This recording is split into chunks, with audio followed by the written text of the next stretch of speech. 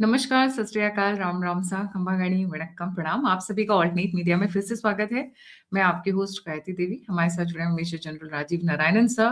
धूम धूम boom boom धड़ाम धड़ाम धुड़ुम धुड़ुम, मुझे कुछ ऐसी आवाजें आती है जब मैं मतलब बलूचिस्तान का नाम होता है, खैबर पख्तूनख्वा में, तो पूरे पाकिस्तान में मुझे ऐसा लगता है कि इमेजिनरी वे में मैं कभी पाकिस्तान गई नहीं और वहां जाने की कोई फैसिनेशन नहीं है।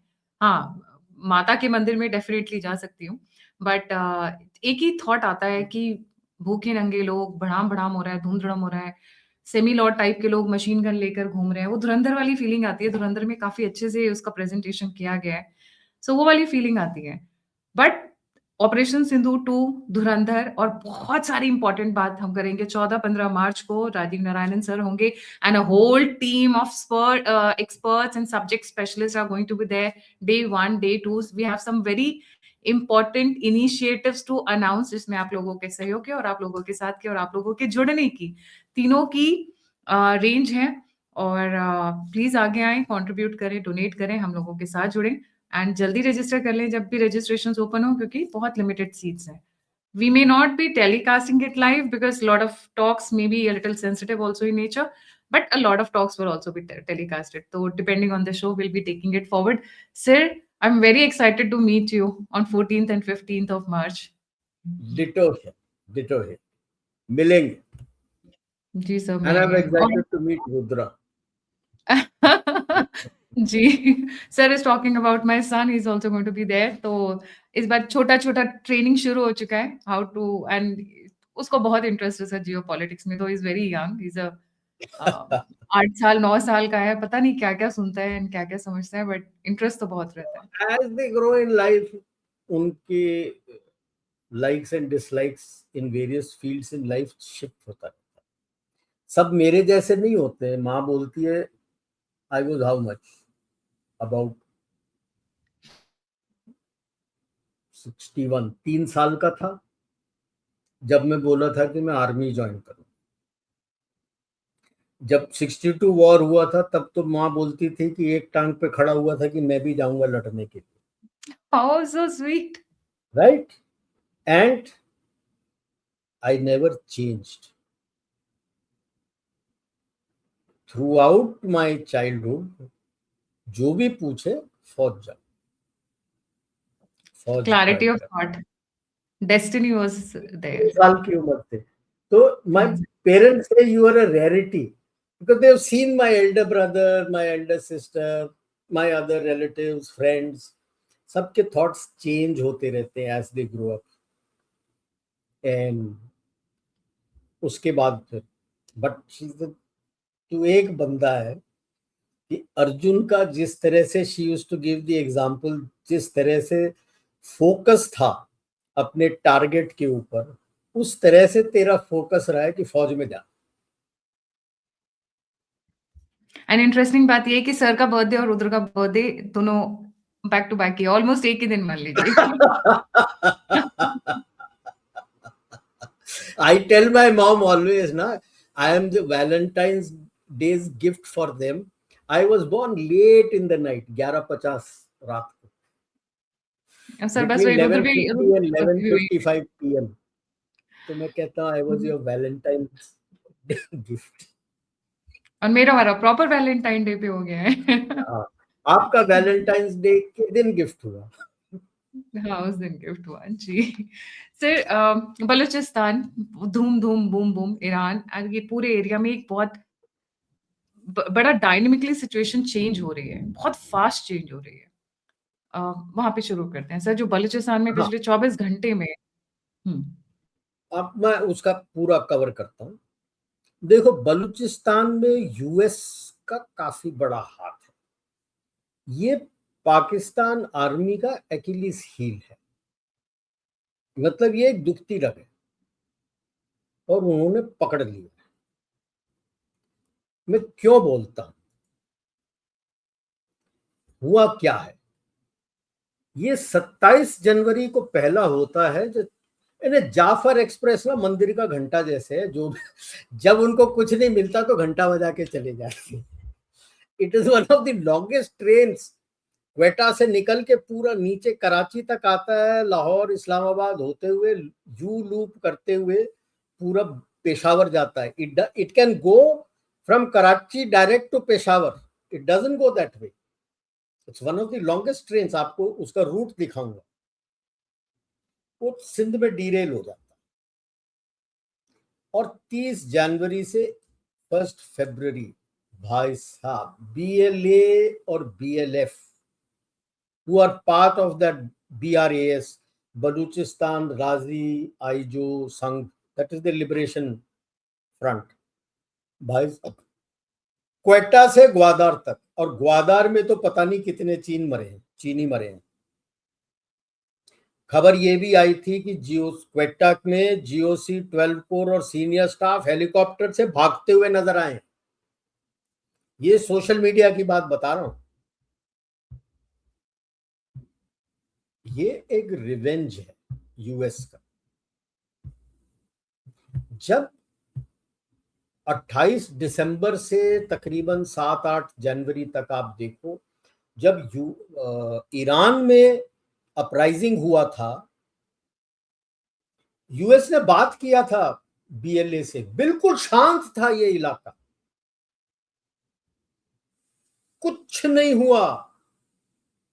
कभी आप यहां के इंसिडेंट्स का डेट वाइज खोल के देख लेना, एक भी इंसिडेंट नहीं हुआ था. The BLA BLF were to go into Sistan Baluchistan to create an uprising there. Simultaneously आपके Kurd fighters Peshmerga were coming into the Kurd area and create problems there. 2 लोगों ने डबल क्रॉस किया USA को. Pakistan army ने information and intelligence IRGC को भेजा. दूसरी तरफ एर्दोगान ने ईरान को मैसेज भेजा. And I say this is that revenge for Sistan Baluchistan.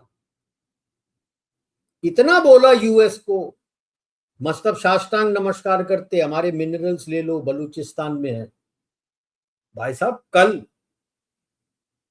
Critical minerals का समिट हो रहा है, state department Washington DC. Pakistan को इनवाइट नहीं किया. Pakistan is not been invited. Bharat जा रहा है. AM जयशंकर आज निकल के जा रहे हैं. He will be there in USA. And I am sure उसके साथ और भी बातचीत होगी अपने ट्रेड डील के नेगोशिएशन के बारे में. But he is attending. Pakistan जो खुल के सब तरफ की सूटकेस में ले गया है, दैट फील्ड मार्शल और ये इसका शाहबाज शरीफ सूटकेस में दिखा रहे हैं, ये लो मिनरल, रेकोडिक ले लो, संजक ले लो, ये ले लो, वो ले लो. क्या हुआ? घंटा ले लो, बजा गए. तुम्हारा क्रिटिकल मिनरल्स कॉन्फ्रेंस में आप हो ही नहीं. क्यों बुलाएगा? वो तो अब बलूचिस्तान को फ्री कर देगा. तो मैं तो पहले भी कह रहा था कि ईरान में कुछ करने के लिए उसको पाकिस्तान की जरूरत नहीं है, BLA की जरूरत है. वो कोशिश कर रहा था. BLA गया भी था, मारे गए लोग. वहां से कुर्द आए भी थे, मारे गए लोग. अभी तो पाकिस्तान की बारी थी. अभी Erdogan must be shitting his bricks कि मेरी बारी कब आएगी. वो भूल गया है. You see, like Modi ji, हम कहते हैं ना, मोदी जी ने जवाब नहीं दिया. बाकी सारे देश, जब ट्रंप ये बोलता है वो ये बोल गए, वो बोल गए, कारनी के ऊपर ताली बजाते हो कितना अच्छा बोला. और मैं ये डिप्लोमेसी में हर वक्त कहता हूं, नेवर बर्न योर ब्रिजेस. दूसरा चाहे जो बोल दे, यू डोंट बी अनडिप्लोमेटिक. अभी आप देखो, एर्दोगान का लोग भूल गए हैं. 2016 में, जुलाई 2016, he was almost overthrown in a coup. Russian intelligence ने उसको मैसेज दिया था. He was at that time holidaying on the coast में. उनका रिसोर्ट है मरमरिस करके, सी ऑफ मरमरा है जहां पे वो कोस्ट है उसका, वहां पे एक रिसोर्ट था. He was holidaying there. Spetsnaz के हेलीकॉप्टर आके उसको उठा के ले गए थे just before the army people came there to kill him. He was almost overthrown. बाल बचे. बाल तो बचे. उसके बाद क्या हुआ? आपने तो रशिया से ही पंगा ले लिया. जिसने आपको बचाया, अब की बार अगर कू हुआ, लल्ला कौन बचाएगा तेरे को। एंड इन मुस्लिम कंट्रीज जब कू होता है ना, कोई अरेस्ट वेरेस्ट नहीं होता है, बोलने के लिए होता है, सबको पता है क्या होता है, खानदान पूरा खत्म हो जाता है। तो अभी तो वो डर डर के बैठा होगा, जैसे ये फील्ड मार्शल जाता है ना अपने देश में भी, क्या यूएस के अंदर भी आप देख रहे थे जब गया हुआ था, बुलेट प्रूफ जैकेट पहन के घूमता रहता है, अपने फौजियों को टॉक दे रहा है यार, लेक्टर्न के ऊपर ब्लडी बुलेट प्रूफ ग्लास के पीछे, जैसे अपना मनमोहन सिंह देता था लाल किले में। मोदी जी को देखा है कभी बुलेट प्रूफ ग्लास के पीछे? ये है, अब देखते हैं क्या होता है। So let us look at what happened now. This is the blue में आपको रूट दिखा रहा हूं, आप देख लो क्वेटा से डायरेक्ट जा सकते हैं आपको पेशावर जाना हो तो। ये पूरा रूट जा रहा है, आगे जाके पेशावर तक जाता है। और एक्सीडेंट साइट, अभी डर इनको इसलिए लगा होगा कि जो ब्रास है इनका, जैसे बलूचिस्तान रईसी आईजीओ संघ, उसमें सिंध लिबरेशन आर्मी भी है। अभी तक जाफर एक्सप्रेस बलूचिस्तान में उसको हाईजैक करते थे, उसके ऊपर बम ब्लास्ट होता था। ये पहला इंसिडेंट है, सिंध में हुआ है। जेकबाबाद एक बहुत बड़ा बेस है, यहां से यूएस के फ्लाइट्स भी होते थे आईसैफ के टाइम में, सम से अभी भी उनको यूएवी के लिए बेस दे रखा है जेकबाबाद में। जस्ट शॉर्ट ऑफ जेकबाबाद जब आता है ऊपर से, सिंध में हुआ है। अभी तो एंटेना खड़े हो गए होंगे, अभी उसका डीजीआईएसपीआर किधर गया, वो भी पता नहीं किस बिल में घुसा हुआ है, डरा हुआ।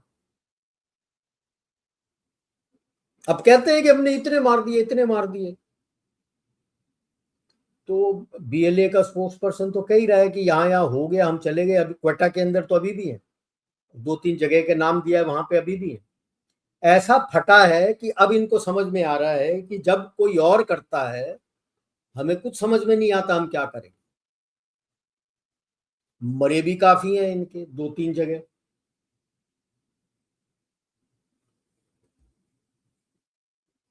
ये देख लो इंसिडेंट्स पूरा जो दिखाया जा रहा है।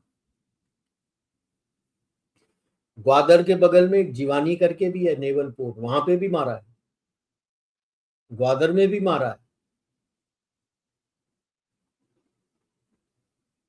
And they have not been able to do anything. अब जब सब खत्म करके वो निकल गए, उसके बाद तुम चाहे अटैक हेलीकॉप्टर चला लो, चाहे फाइटर एयरक्राफ्ट उड़ा दो, जो कर लो, उसके पास तो उड़ाने के लिए तो मेरे ख्याल थोड़ा बहुत ही उड़ा पाएगा, तेल का है। इतना यूएस यूएस यूएस बोल के रखा है। इन सब इंसिडेंट्स के पहले 27 तारीख को जब जाफर एक्सप्रेस का हो रहा था, यूएसए से ट्रैवल एडवाइजरी आया था against travel to Pakistan, and खास करके बोला था बलूचिस्तान और केपी में तो जाना ही नहीं। अब जो हम पहले भी बात कर चुके हैं कई दफा, ये होने वाला है पाकिस्तान के साथ। ये यूएसए का प्लान है, redrawing the borders of the middle east, ये 90s का प्लान है। इसका पहले भी शायद बताया था मेरे को। इनका ये जो रिपोर्ट है लेफ्टिनेंट रैल्फ पीटर्स ने बनाया था, 98 में लिखा था, 2006 में आर्म फोर्सेस जर्नल में पब्लिश हुआ था। मैं ताजिकिस्तान में डीए था, अमेरिकन डीए ने मुझे ये पूरा पेपर 2004 में दिया डिस्कस करने के। तो उनके एम्बेसडर चले गए थे, दूसरी जो एम्बेसडर साहिबा आनी थी वो आई नहीं थी, तो जो नंबर 2 था ही वाज ऑफिशिएटिंग, उनके साथ डिस्कशंस भी हुए थे। तब मैंने कहा था खून बहुत बहेगा, क्योंकि ये जो बॉर्डर्स बने थे, खून बहुत बहा था फर्स्ट वर्ल्ड वॉर में, उसके बाद ये बॉर्डर्स बने। Most of this area was under Turkish rule. Afghanistan वगैरह ये सब का बॉर्डर, बलूचिस्तान, ये सब का बॉर्डर तो अंग्रेजों ने बनाया था। ठीक है, इसके पहले अफगानिस्तान करके कोई जगह होता नहीं था। 4 इनके वो एमिरेट्स होते थे, हेरात, बल्ख, काबुल, कंधार। काबुल कंधार ऑलवेज भारत के साथ के अपने डोमेन के अंदर आता था, चाहे मुगल हो चाहे महाराजा रंजीत सिंह का एम्पायर हो। Herat was always under the influence of Persia. North में है Balkh, that was always with Tajikistan. Tajikistan तब मतलब वहां पे उनका emirate of Bukhara, which is also in a southern Tajikistan, central and southern Tajikistan and eastern Uzbekistan. Okay, ये तो अंग्रेजों ने बनाया था, वाखान कॉरिडोर और ये सारा कुछ अंग्रेजों ने बनाया था कि भाई रशियन एम्पायर आ गया था वहां पे, तो रशिया और ब्रिटेन के एम्पायर में बीच में एक बफर होना चाहिए। उन्होंने कहा कि अंग्रेजों पर अमेरिकन वर वेरी क्लियर, खून बहेगा जितना बहना है, they are ready for it, but these borders will be redrawn so that it meets the aspirations of the people. Iran भी टूटेगा, कितना कितना टूटेगा, दैट्स अ सेपरेट इशू जिस पे काम चल रहा है। लेकिन अभी जब बलूचिस्तान, इनके इसमें आप देख लो जहां पे ये क्वेश्चन मार्क डाला है, इसलिए डाला है कि गिलगिट बाल्टिस्तान ये अफगानिस्तान को देना चाहते हैं, and Gilgit Baltistan is to me is more critical for us. It is part of JNK and strategically भी ये बहुत important है हमारे लिए, क्योंकि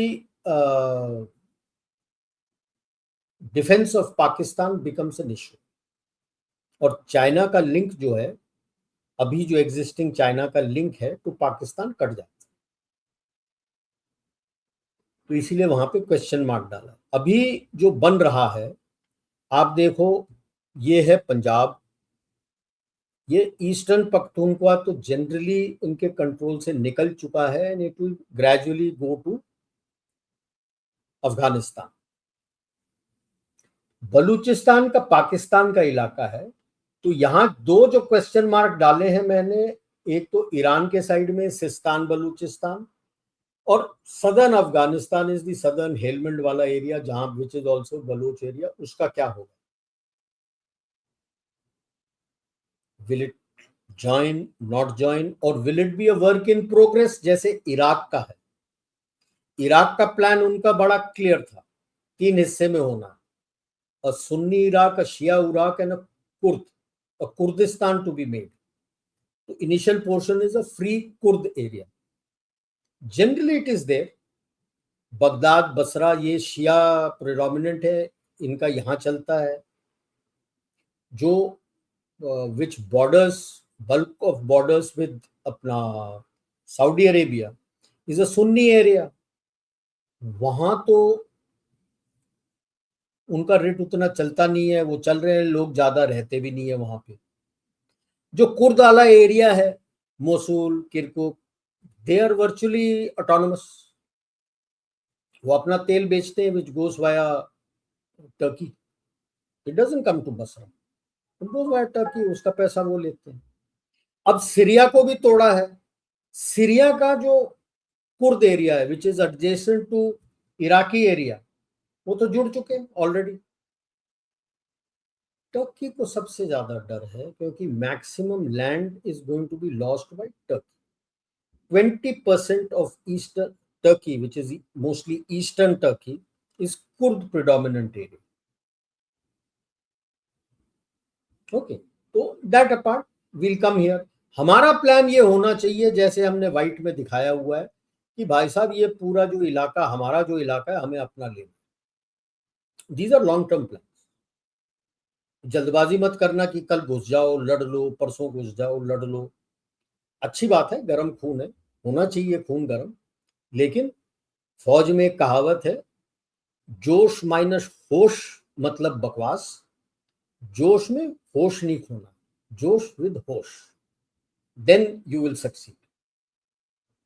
ओके, तो जो बलूचिस्तान में हो रहा है और अभी आप होगा, now this is an eye opener for Pakistan. दो चीज साथ हुए, ए बलूचिस्तान में झापड़ पड़ गया है पाक आर्मी को, उन्हें उनकी औकात बता दी गई है कि आपके इस इलाके में इतनी औकात है, ज्यादा फैलने की कोशिश मत कर। नंबर 2, जो क्रिटिकल मिनरल इतना कूद रहे थे, वो क्रिटिकल मिनरल समिट में पाकिस्तान को नहीं बुलाया गया कि बलूचिस्तान तो हमारे साथ ही है, उसका तो जब भी हमको क्रिटिकल मिनरल चाहिए हम ले लेंगे, घर की खेती है, तेरे जरूरत नहीं है, वो घर की खेती है, हम ले लेंगे, तेरे को बता दिया। सबसे ज्यादा डरा हुआ अभी एर्दोगान हो कि मैं रशिया से हैव बर्न्ट माय ब्रिजेस, पिछले बार तो स्पेट्सनास ने बचा लिया, अब क्या होगा मेरा? अगर कू हो गया कौन बचाने आएगा? कोई नहीं। और इसी में जो अभी डील के लिए यूएस बोल रहा है, they will want to do a deal faster, and then next stage will be mending fences with EU, क्योंकि EU और जो डीप स्टेट का क्राउन काउंसिल और कमिटी है, उन्होंने भी ट्रंप को उसकी औकात दिखा दी कि बेटा तू यहाँ पे है, अगर तेरे को आना है तो तू राउंड टेबल में बैठे, इससे ऊपर तेरी औकात नहीं। कतार में बतेरे लोग खड़े हैं जिनकी औकात तेरे से ज्यादा है। And like I had mentioned earlier, the two prominent faces who were not there in Davos, Mukesh Ambani and Adani. तो उसका तो मतलब ही फेल हो गया। If they were not there, तो फायदा क्या है उसका? Davos is round table level. Ambani and Adani are now at the committee level, if not above.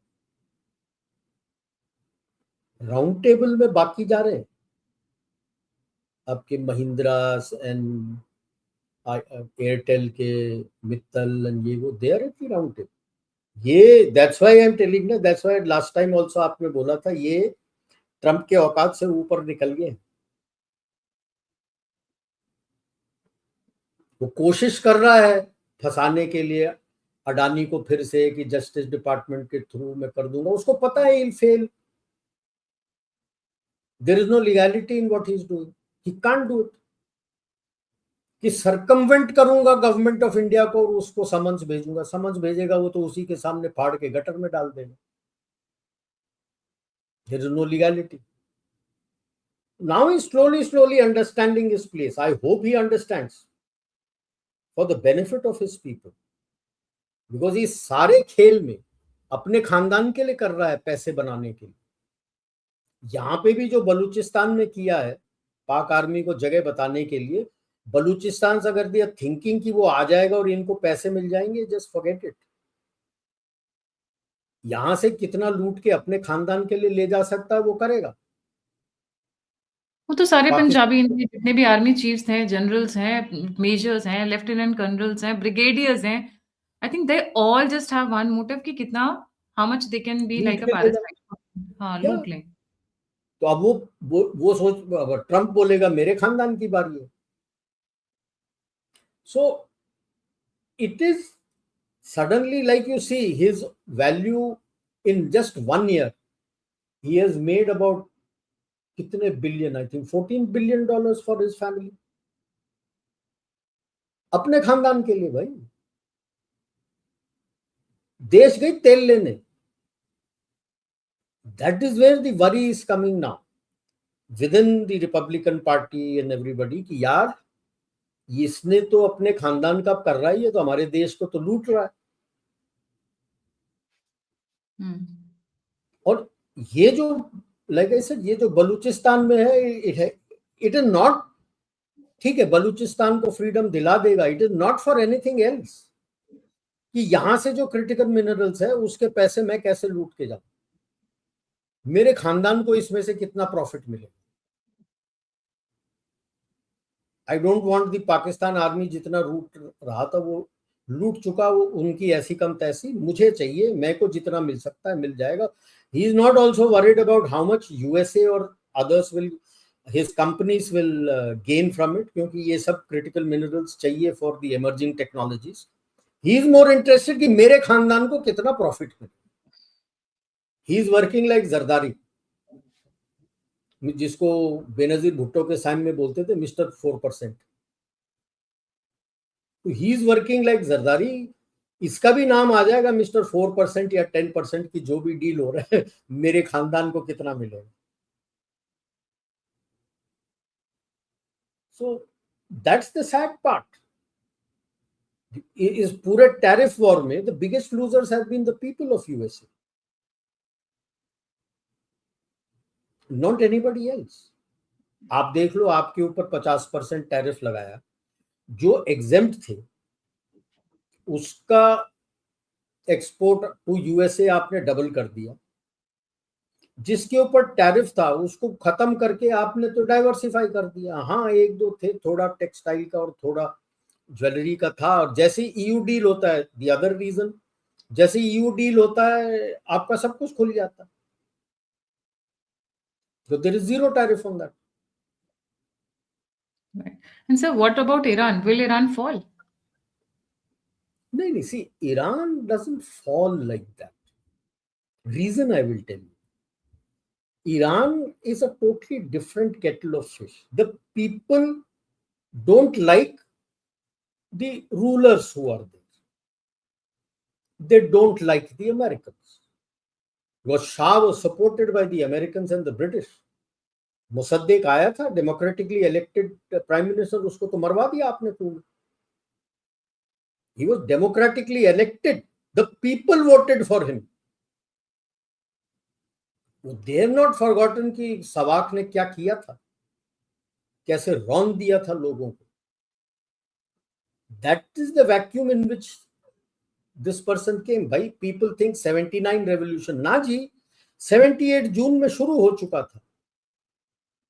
And it is when the US and UK found that they cannot support him, जनवरी में उस भगा के ले गए थे, वो भागा था.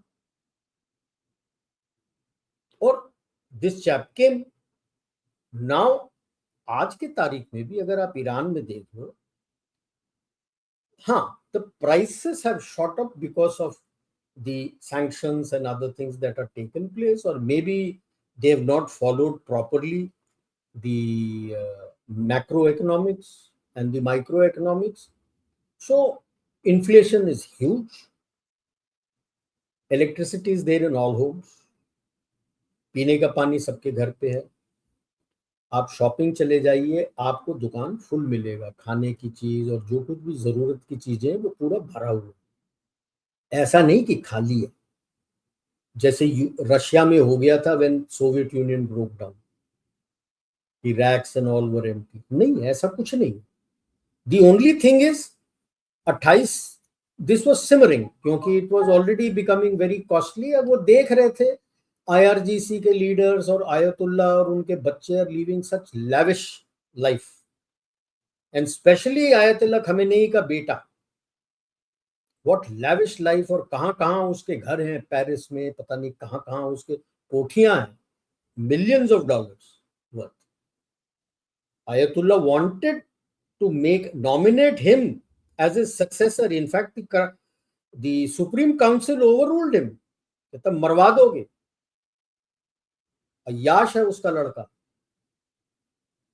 And that anger was building up because जो diaspora है, they are in connect with them. They send them the messages and photos of the lavish lifestyle these people and their children and their relatives live when they go abroad.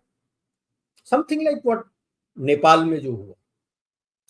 तो 28 जनवरी को क्यों हुआ? क्योंकि suddenly उन्होंने अपने रियाल को devalue कर दिया. ऑफिशियल रेट आज is about 45 to 50,000 rials to a dollar.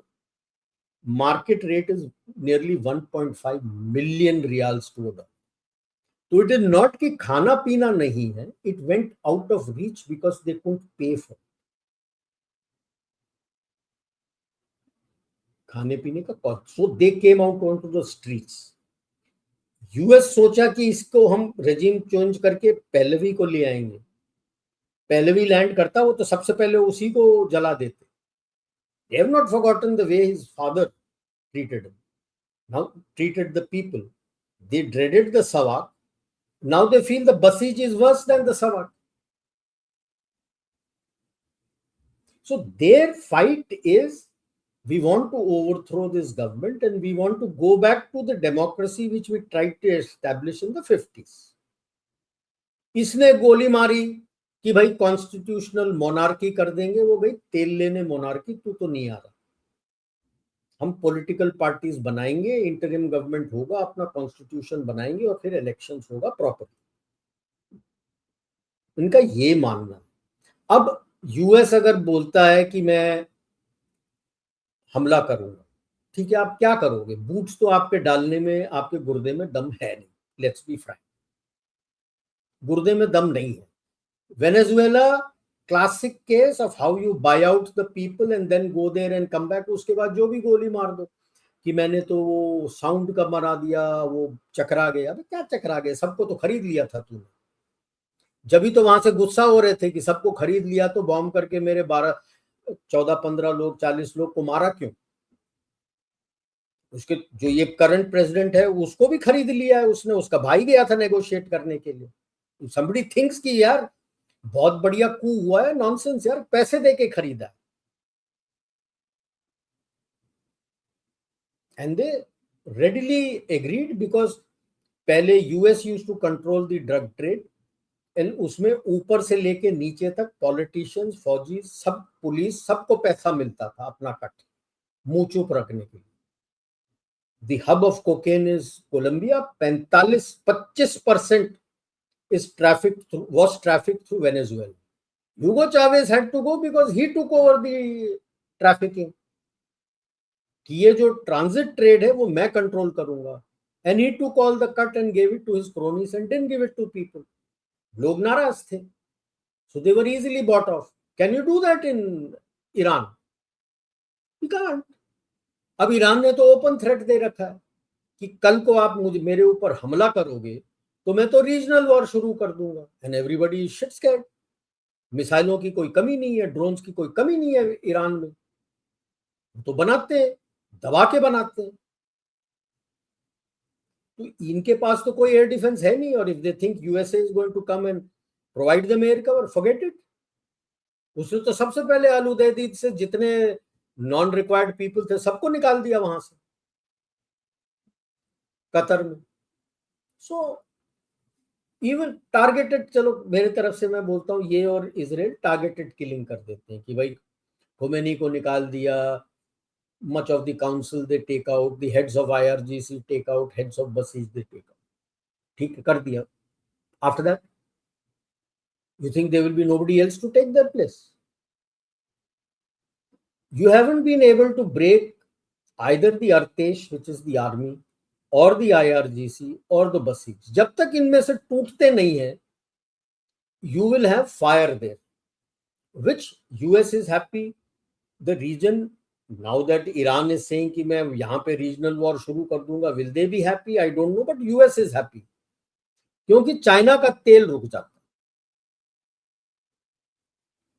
अब लोग पूछते हैं यूएस, रशिया, चाइना उसकी मदद क्यों नहीं करते? भाई क्या मदद करेंगे उसकी? Why should they come and fight anywhere? China तो वैसे ही नहीं लड़ सकता, वैसे ही उसके अंदर घमासान युद्ध चल रहा है. रशिया का वैसे ही यूक्रेन में युद्ध चल रहा है. तो what will they send?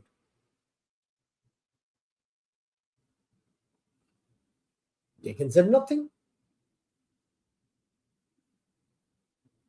So it is something like World War I में पोलैंड को बोल दिया था कि हम आपकी मदद करेंगे. पोलैंड में कोई पहुंचा वहां पे? वर्ल्ड वॉर 2 में, सॉरी, पोलैंड में कोई पहुंचा वहां पे? कोई नहीं पहुंचा. दे डिक्लेयर्ड वॉर. बाद में पोलैंड को खत्म करने के बाद फ्रांस में लड़ाई हुई. पोलैंड के अंदर तो रशिया और Soviet Union and Nazi Germany तो खा गए पूरे पोलैंड को. Eastern Poland was taken away by अपना Soviet Union, western Poland was taken away by Nazis. Where did the British come? So इन्हें स्टेटमेंट्स गिवन नहीं विल हेल्प यू, मतलब material help थोड़ा बहुत मिल जाएगा और कुछ मिलने वाला है नहीं। मिसाइल ये बनाता है, ड्रोन अपना बनाता है, इसका ड्रोन का डिजाइन रशिया को दे रखा है जो रशिया बनाता है। चाइना क्या दे देगा इसको? उसको तो चाहिए नहीं, उसको थूकता है उसके हथियार पे, कहता तेरा हथियार क्या, मेरा हथियार बेहतर है। He went the missile and drone way, क्योंकि इसके पास एयरफोर्स नाम की कोई चीज तो है नहीं। जो पुराना अपने वेस्टर्न एयरक्राफ्ट थे इसके पास, जो शाह ऑफ ईरान के टाइम के थे, थोड़े बहुत वही है, बाकी कुछ है नहीं इसके पास, मेंटेनेंस नहीं है। सो ही पूरा टेक्नोलॉजी इसका मिसाइल्स एंड ड्रोन्स पे गया। अब डर उनको है कि इस मिसाइल में अगर वो कोई रेडियो एक्टिव वॉरहेड, क्योंकि एनरिच यूरेनियम खबर ये थी 70%, अब 70% से ऊपर किया नहीं किया वो जल्दी हो जाता है अपने 85-90% which is the enrichment required for a nuclear bomb. 60-70 भी हो जाए, it becomes a dirty bomb. मरता क्या ना करता, वो आपके सऊदी अरेबिया, यूएई, उनके ऑयल फील्ड्स वगैरह में ये मिसाइल ठोक देगा, dirty bomb. And just look at the spike of oil that you will go. So in that way, it is nice. Bharat is diversifying. Your oil from अपना Russia will increase. You will buy more oil from Canada. आप तो Africa से तेल ले रहे हो, फिर आप बोलोगे वेनेजुएला ऑयल के लिए यूएस को बोलोगे, जब भी ट्रेड डील हो ना हो बोलोगे यार हम वहां से तेल लेते हैं। मिडिल वेस्ट एशिया का आपको पता ही नहीं होगा। सो अब कब फूटेगा, मेरे हिसाब से अभी देखेगा वो, कि मैंने ट्वीट तो डाल दिया है भारत के ट्रेड डील का, कुछ निकलता है नहीं निकलता है, क्या होता है। Something will be the turning point and I think the realisation कि मैं मिड टर्म इलेक्शंस जो कुछ कर रहा हूँ हार रहा हूँ, तब वो फोड़ेगा फिर से big time Balochistan and Iran. Because Iran में अगर लीडरशिप के साथ ये लड़ाई जंग छिड़ जाती है, then it becomes much easier to break up Iran as per the redrawing of borders. कि कुर्द का इलाका कुर्द को चला गया, अजेरी का इलाका अजेरीस को चला गया, सिस्तान बलूचिस्तान में आ गया। क्या तुर्कमेन एरिया तुर्कमेनिस्तान को जाएगा? It's open to question. तो Turkmenistan is more like a recluse hermit kingdom यार, वो बात ही नहीं करता किसी से, कोई मतलब नहीं। उसके पास गैस बहुत है और वो भी आउटसोर्स कर रखा है रशिया को टू कंट्रोल दिस गैस। उसके पैसे आते रहते हैं, दैट चैप इज हैप्पी। उसके और उसके क्रोनीज जो हैं वो पैसे बनाते हैं to help with the people, थोड़ा बहुत जो खा लेते हैं कर लेते हैं, totally cut off with the world. So Turkmen का होगा नहीं होगा पता नहीं, but Sistan Balochistan that time could break away and join Baluchistan, and Baluchistan then becomes right to break away from Pakistan. और पाक आर्मी देखता रह जाएगा, कुछ नहीं कर पाएगा। अभी कौन सा कुछ कर पा रहे हैं सर, तब तो और भी बुरी। The reports are right कि भाई the corps commander and his senior staff officers have all run away from there in helicopters. That speaks volumes. That speaks volumes. जी, thank you so much sir for joining. जाने से पहले सभी viewers से request है, please like subscribe और share करना भूलें। और ऐसे ही कुछ मजेदार सवाल हो, कुछ क्वेश्चंस हो, पर्सनल क्वेश्चंस हो, तो जब राजीव सर से आप मिलेंगे तब आप गुफ्तगू करिएगा। Just couple of One on one. one on one, yes, one on one. And don't worry, I don't charge on one interactions. मजाक कर रही हूँ। क्योंकि यहाँ पे मैं ऐसे भी चार्ज नहीं करता, जो बात करना दिल खोल के सर बात। भी चार्ज नहीं करते और मैं भी चार्ज नहीं करती। Don't worry. So come let's have fun together. Picnic जैसा माहौल है बट सीरियस डिस्कशंस भी होंगी, कुछ गुफ्तगू होगी, कुछ हंसी मजाक होगा। Don't forget to like subscribe and share the alternate media. और अगर आप मेरी मदद करना चाहते हैं, मेरी सहायता करना चाहते हो, तो आप नंबर पे और यूपीआई पे मुझे कंट्रीब्यूट कर सकते हैं। आप मुझसे जुड़ना चाहते हैं, इन्फॉर्मेशन शेयर करना चाहते हैं, तो सभी लिंक्स डिस्क्रिप्शन बॉक्स में। इसी के साथ जय हिंद, जय श्री राम, हर हर महादेव। जय भारत।